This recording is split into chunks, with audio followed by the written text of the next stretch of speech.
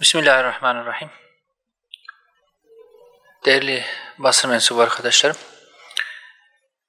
ülkemizin iç meselelerine dair bazı açıklamalarda bulunmak üzere karşınızdayım. Hayırlara vesile olsun.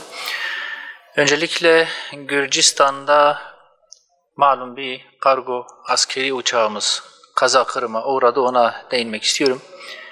20 askerimiz ya da subayımız maalesef hakka kavuştu. Bu vesileyle ülkemize sabır diliyorum.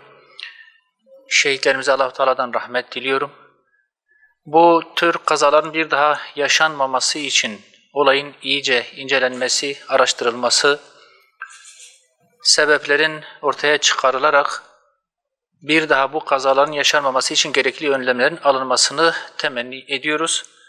Tekrar ülkemizin başı sağ olsun. Değerli arkadaşlar, akaryakıt zammı, enflasyon ve diğer hususlarla alakalı bir konuyla başlamak istiyorum. Her seferinde maliyetlerin yüksekliğinden, enflasyonun yüksekliğinden söz ederiz. Fakat her geçen gün durum yine de daha kötüye gitmektedir. Maalesef bir iyiye gidiş söz konusu olmuyor. Petrol ürünlerine yapılan fahiş zamlar ekonomimizin can damarı olan çiftçimizi nefes alamaz hale getirmiş son zamlar ile birlikte. Motorine son bir ayda %8.1 zam gelmiş. Yılbaşından bu yana meydana gelen artış ise %29 seviyesine ulaşmıştır. Motorin fiyatının Ankara'da 58.61 TL, İstanbul'da 57.58 TL'ye yükselmesi, tarlasını süren, mahsulünü pazara taşıyan çiftçinin maliyetlerini malum olduğu üzere önemli oranda arttırmıştır. Bu ne demektir? Bu şu demektir: mazota gelen her kuruşluk artış doğrudan gübreye, tohuma, nakliyeye yansıyacak ve kaçınılmaz olarak sofralarımızdaki temel gıda ürünlerinin fiyatını da yükseltecektir. Enflasyon canavarı bu zamlarla beslenip büyüyecek, alım gücümüzü eritmeye devam edecektir. Değerli arkadaşlar, 2025 yılı için net 22.104 TL olarak belirlenen asgari ücretin 58 TL civarında seyreden motorun fiyatı karşısındaki değeri ortadadır. 1 Ocak 2025'te maaşıyla 493.8 litre motorin alabilen asgari ücretli, bir daha söylüyorum, yıl başında 493.8 litre motorin alabilen asgari ücretli, bugün gelinen noktada sadece 381 litre yani 112 litre daha az motorin alabilmektedir. Bu alım gücümüzün hızla buharlaştığını net bir şekilde, acı bir şekilde ortaya koyan bir tablo. Değerli arkadaşlar, üretimin teminatı olan çiftçimizin ve hayat pahalılığı altında ezilen asgari ücretli kardeşlerimiz maalesef sahipsiz bırakılmaktadır. Bunun önüne geçilmesi gerektiği artık bir ihtiyaç, bir zorunluluk haline gelmiştir. Faiz ve borçlanma sarmalından vazgeçilerek özellikle tarımsal faaliyette kullanılan akaryakıt üzerindeki ÖTV yükünün tamamen kaldırılması ya da önemli oranda azaltılması üreticinin ve halkın rahatlatılması açısından ciddi bir ihtiyaç haline gelmiştir. Değerli basın mensubu arkadaşlarım, etiketlendirme noktasında, yani gıda ürünlerimizin etiketlendirilmesi noktasında da bir hususa değinmek istiyorum. Tüketici sağlığının korunması ve bilinçli tüketim alışkanlıklarının yaygınlaştırılması amacıyla mevcut Türk Gıda Kodeksi, Gıda Etiketleme ve Tüketicileri Bilgilendirme Yönetmeliğinin kapsamının genişletilmesi gerektiğini düşünüyoruz.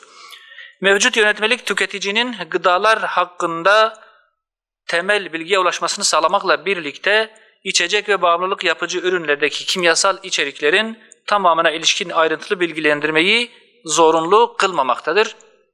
Tüketicilerin tükettiği ürünlerin kimyasal bileşimi ve muhtemel sağlık riskleri hakkında eksiksiz bilgiye sahip olması temel bir insan hakkıdır. Bu kapsamda şu adımların atılması gerektiğini düşünüyoruz. Bu adımları sizinle de paylaşmak istiyoruz. Tüm gıda ve içecek ürünlerinde ürünün bileşiminde yer alan alkol dahil tüm kimyasal içeriklerin açık ve anlaşılır biçimde etiket üzerinde beyan edilmesi gerekir. Sigara ve tütün ürünlerinde yalnızca nikotin, katran ve karbon monoksit değil, bunlarla birlikte üründe tespit edilen tüm kimyasal maddelerin detaylı biçimde listelenmesinin zorunlu hale getirilmesi gerekir. Yine enerji içecekleri, aromalı içecekler ve katkı maddesi yüksek gıdalar gibi bağımlılık veya sağlık riski oluşturabilecek ürünlerde ayrıca uyarı ve bilgilendirme etiketlerinin bulunması önem arz etmektedir. Bu hususlarda ivedi bir şekilde düzenlemelerin yapılması gerektiğini düşünüyoruz. Değerli arkadaşlar, üniversite öğrencilerimiz, doktorasını yapan öğrencilerimiz ile alakalı, onların bursları ile alakalı bir konuya da değinmek istiyorum. Zira onların da çok ciddi bir beklentileri söz konusudur. Yükseköğretim öğrencilerine ödenen KYK burs ve kredisinin önemi özellikle ailesinden ayrı başka şehirlerde okuyan öğrenciler için çok büyüktür. Birçok öğrenci aldığı bu burs ve kredilerle eğitimini sürdürmeye çalışmaktadır. Fakat verilen burs ve kredi miktarının yetersiz kaldığı bir hakikat. Öğrencilerimizin rahatlatılması, rahat bir şekilde okullarını okuyabilmeleri için bu oranlarda ciddi bir rahatlamaya, bir artırma gidilmesi gerekir. Hali hazırda ön lisans ve lisans öğrencileri için 3.000 TL, yüksek lisans öğrencileri için 6.000 TL ve doktora öğrencileri için ise 9.000 TL olan öğrenci burs ve kredileri artık bir karşılığı bulunmayan, olmayan bir rakama dönüşmüştür. Öğrencileri rahatlatacak bir noktada değildir. Barınma, ulaşım, yemek, kırtasiye ve diğer masraflar göz önünde bulundurulduğunda hedeflenen enflasyon oranında değil, gerçekleşen enflasyon oranına göre bir artışın, bir düzenlemenin yapılması gerekiyor. Artan hayat pahalılığı ve geçim sıkıntısı gençlerimizde güvensizlik ve geleceğe dair karamsarlık havasını hakim kılmıştır. Geleceğimiz ve umudumuz olan gençlerimize en kaliteli hayat şartlarını sunmak devletin en temel görevlerinden bir tanesidir. Gençlerimize yapılan yatırım, geleceğimize yapılan yatırımın eşdeğeridir, aynısıdır. Bu nedenle öğrencilerimizin ihmal edilmemesi, rahat bir şekilde okullarını okuyabilmeleri ve geleceğe umutla bakabilmeleri için özellikle bu burs ve kredilerde rahatlatıcı bir düzenlemeye gidilmesi gerekir. Değerli arkadaşlar, Türkiye'nin en önemli iç sorunlardan bir tanesi haline gelen uyuşturucu hususuna da özellikle değinmek istiyorum. Uyuşturucu meselesi artık yalnızca bir güvenlik sorunu değil, milletimizin geleceğini doğrudan ilgilendiren bir varlık meselesine dönüşmüştür. Türkiye'nin her tarafında, sadece sınır bölgelerinde değil, sadece büyük şehirlerde değil, neredeyse köylere kadar ciddi bir şekilde yayılan uyuşturucu artık geleceğimizi, gençlerimizi, neslimizi ciddi bir şekilde tehdit eden bir tehdit haline gelmiştir.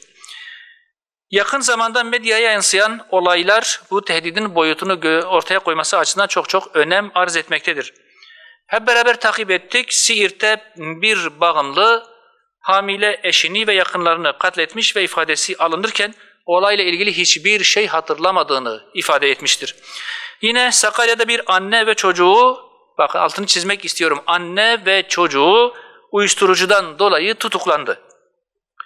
Hüdapar olarak uyuşturucu ile mücadele hususunda kapsamlı ve caydırıcı bir kanun teklifi hazırladık. Bitme aşamasındadır. Bunu çok yakın bir zamanda meclise sunacağız. Uyuşturucuyla mücadelede gerçek bir sonuç almayı hedefleyen kanun teklifimiz en kısa sürede tamamlanacak ve kamuoyuyla da paylaşılacaktır.